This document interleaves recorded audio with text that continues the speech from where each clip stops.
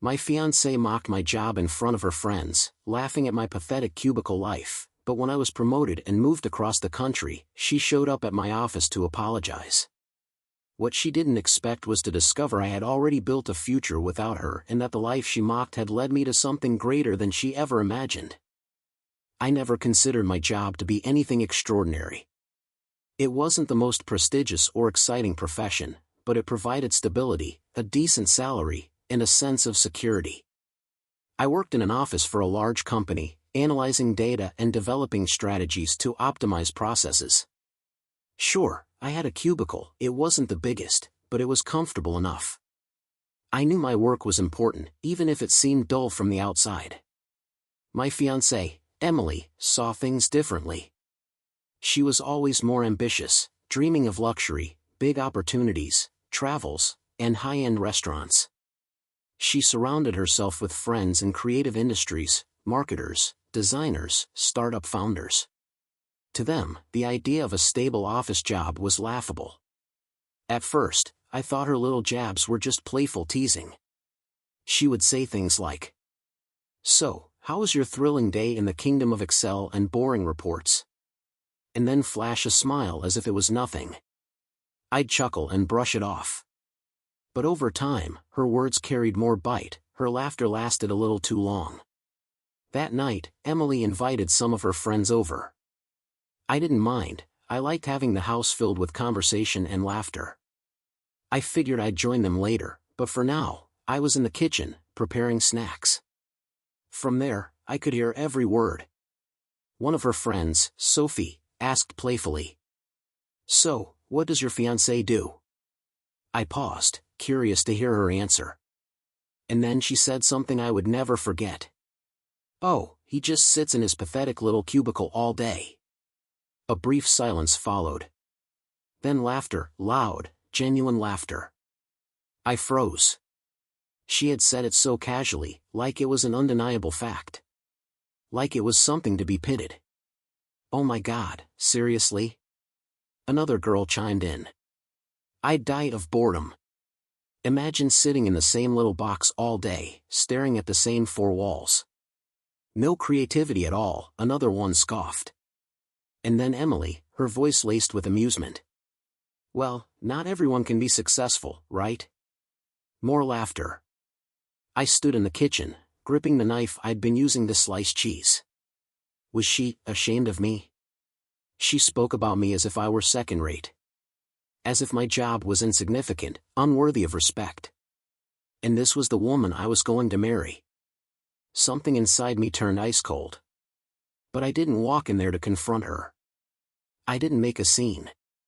Instead, I took a deep breath, set the knife down, picked up the plate of appetizers, and walked into the living room with a smile. They all fell silent the moment they saw me. Emily raised an eyebrow at me, but I just smirked. "Oh yeah, I'm just a pathetic little office guy." I said it with exaggerated dramatics, as if I were laughing along with them. The girls burst into laughter again. They thought I was in on the joke. But I wasn't. At that moment, I had already made my decision. I didn't say a word to Emily that night. But something had clicked inside me. Something that would change everything. The next few days felt like a fog. I didn't bring up the incident with Emily, and she didn't mention it either. It was as if we both pretended it hadn't happened. I could feel the shift in the air, like the calm before a storm. She had apologized to me in passing, telling me she didn't mean to offend me, but her apology lacked sincerity. It was rushed, as if she thought a few words would make it all go away. She was more concerned about her own discomfort than truly understanding what she had done. Every time I looked at her, I couldn't shake the feeling that she didn't see me for who I was. She saw the job I did, the hours I spent in my cubicle, and that was it. I wasn't the man she dreamed of, a man who could offer adventure, excitement, and grandeur. I was just the guy who worked behind a desk, away from the spotlight. It wasn't that I didn't want more for myself, I had dreams too. I worked hard to climb the ladder, to make my mark, even if it wasn't glamorous. But I also realized something during that time. I had been living in her shadow. I had been trying to fit into a mold that wasn't mine, a mold that she had shaped. I didn't want to admit it at first, but I knew deep down that I had been doing this to win her approval. A week passed. The office was quieter than usual, and I felt the growing weight of my decision.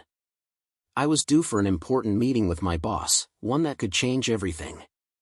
It was a routine check-in, but there were whispers about a potential promotion. A chance to move up. I had no idea what it would mean for me, but something told me this was my moment. I walked into the meeting, trying to keep my nerves in check. My boss, Paul, sat behind his large oak desk, his hands steepled in front of him. He didn't smile much, but his eyes were sharp. "So, how have things been going?" he asked, his tone neutral. "Good," I replied, my voice steady. "The projects are on track, the team is hitting targets. We've improved our efficiency by 15% over the last quarter." He nodded, but I could tell he was waiting for more. "That's good to hear. You've been working hard. And I've noticed the results." He paused, his gaze locking with mine.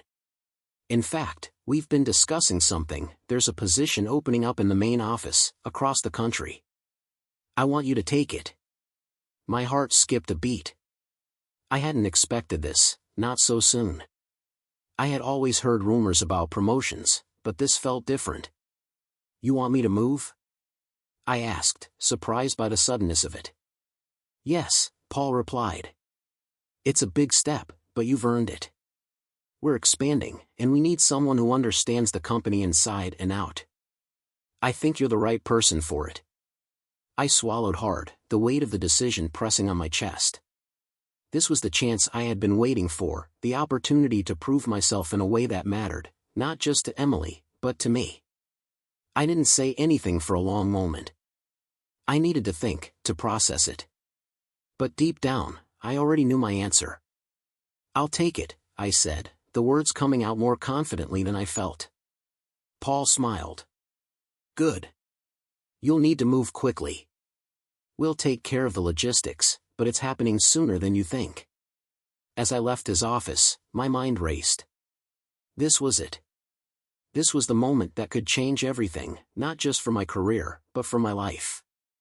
I had always played it safe, always stayed in the background, never made any bold moves.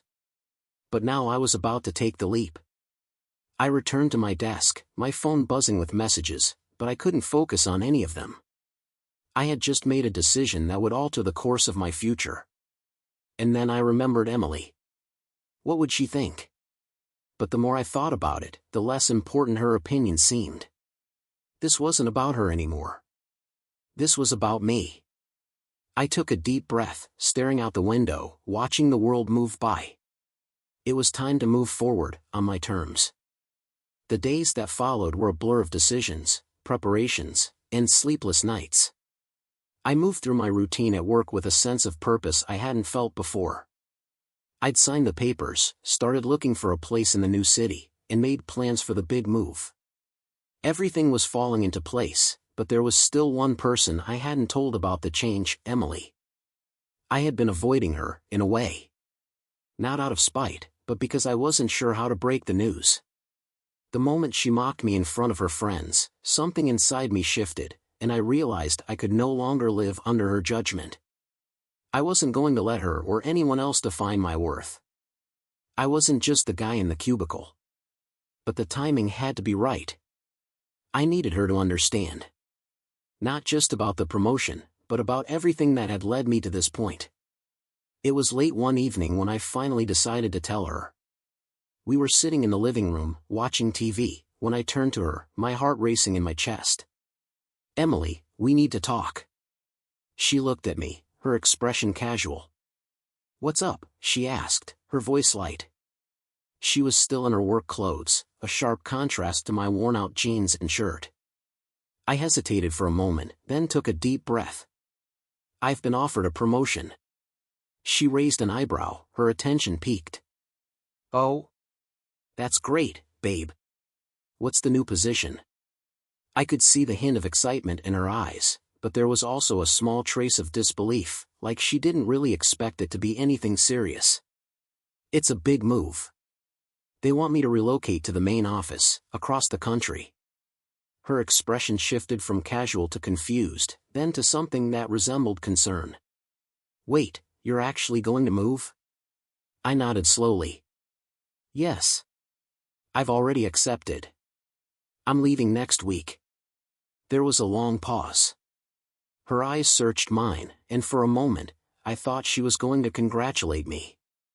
But instead, she said, "But, we haven't even talked about this." I could feel my heart beat faster, but I didn't back down. I know. I didn't think you'd understand at first. But I can't keep living like this. I can't keep working under the weight of your judgment.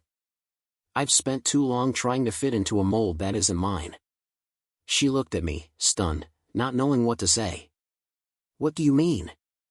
I never meant to. I know you didn't mean to. But the truth is, I've been trying to be the person you want me to be, not the person I want to be. She opened her mouth to respond, but I stopped her. I've worked hard to get where I am, Emily. I didn't take this promotion to prove something to you, but to prove something to myself. I need this. I need to move on. The room grew heavy with silence. Her face softened, and I could see the gears turning in her mind. She opened her mouth again, but this time, her voice was quieter. I never thought about it like that.